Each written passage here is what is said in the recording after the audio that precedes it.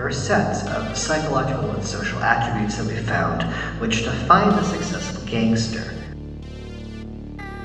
To tell this mafia genealogy, but it tells you so much. So, Justin, tell us, what's the difference in history and genealogy?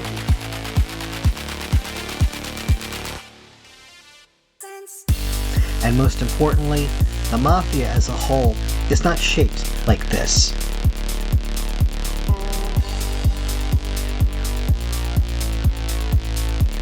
I find the organization of the Sicilian Mafia intriguing precisely because the people who have studied it most intensely have written that this is their impression of its organization.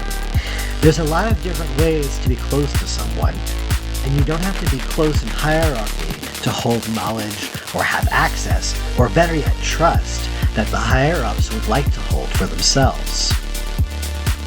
An excellent way to hardwire that trusting relationship is to turn kin into colleagues and vice versa. And that is how the mafia has worked since its origins in southern Italy.